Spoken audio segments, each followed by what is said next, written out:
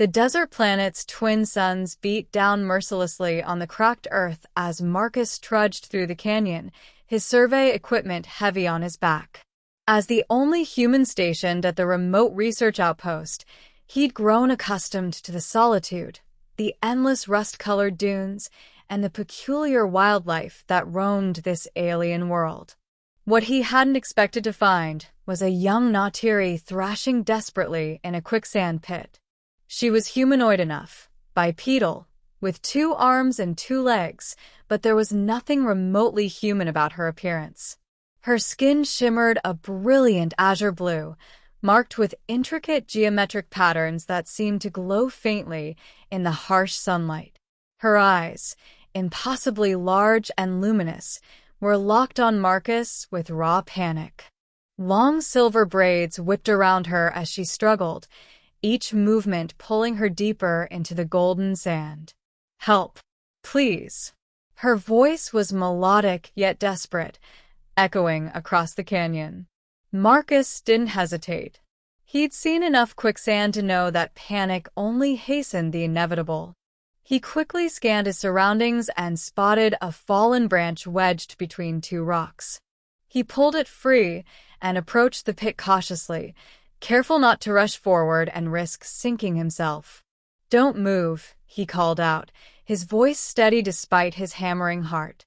"I'm going to extend this to you. Grab on, but don't pull. Just hold tight." The young Nautiri woman stilled her movements, her breathing ragged. Marcus stretched the branch as far as he could, managing to brush the tips of her long fingers.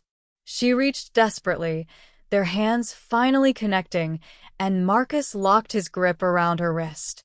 "Now, relax your muscles," he instructed, drawing on training he barely remembered from a rescue course taken years ago.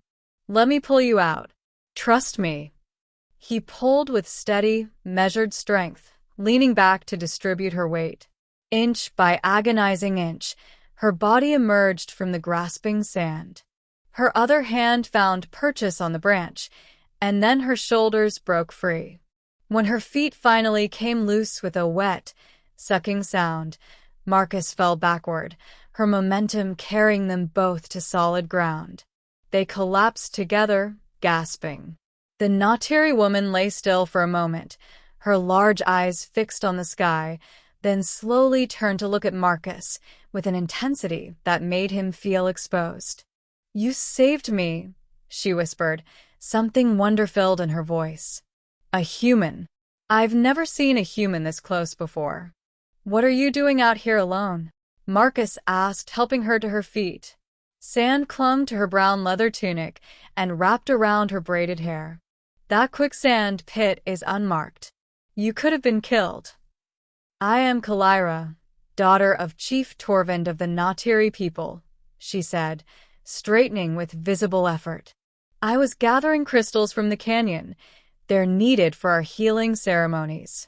I didn't see the pit until—" She trailed off, looking back at the churning sand with a shudder. Marcus introduced himself, and as Kalyra cleaned herself off as best she could, he offered her water from his canteen. She drank gratefully, her luminous eyes never leaving his face. "I will not forget this," Kalyra said solemnly. "In our culture, when one saves the life of a chief's child, a debt of honor is incurred. You've given me a gift beyond measure, human Marcus. I would not be alive without you." They parted ways as the sun began its descent, with Kalyra pointing toward the distant mountains where her people dwelled.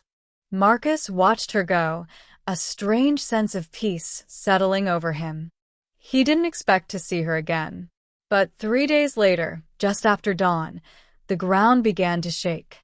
Marcus emerged from the research outpost to find a sight that took his breath away.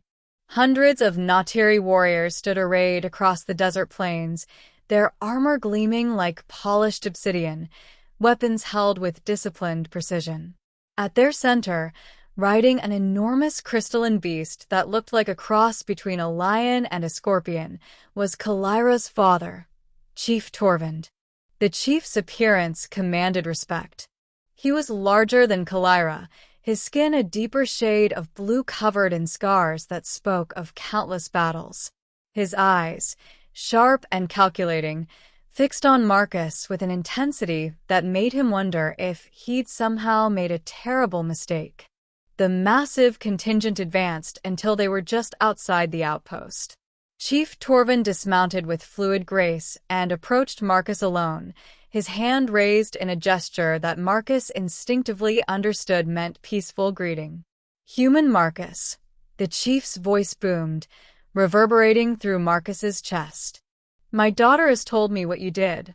In our 3 centuries of recorded history, no human has ever risked their life for one of our kind. Your action was witnessed by our people in the heavens, and it has sparked debate among the High Council."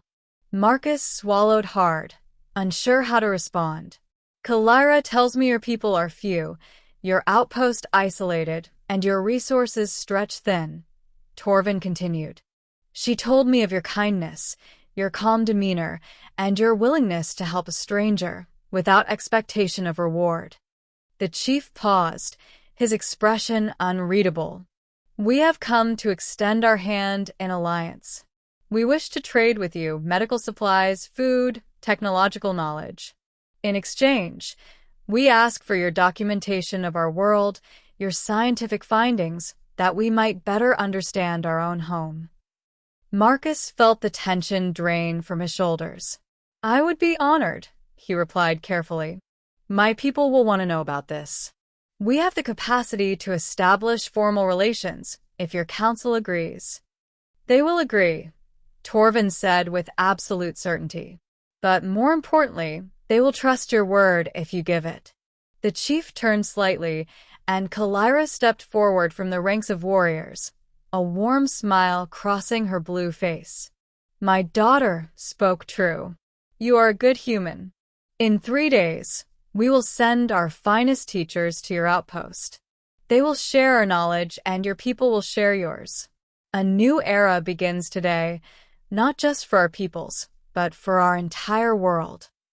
As the Natiri delegation set up camp around the outpost, establishing the preliminary foundations of trade and dialogue, Marcus found himself standing beside Kalyra, watching the sunset paint the alien sky in shades of crimson and violet. "Thank you," Kalyra said softly, "for pulling me from the sand. And thank you for seeing us as worthy of friendship. Thank you for showing your people that we could be worth trusting," Marcus replied. The twin suns dipped below the horizon, and for the first time since arriving on this world, Marcus felt like he'd truly come home.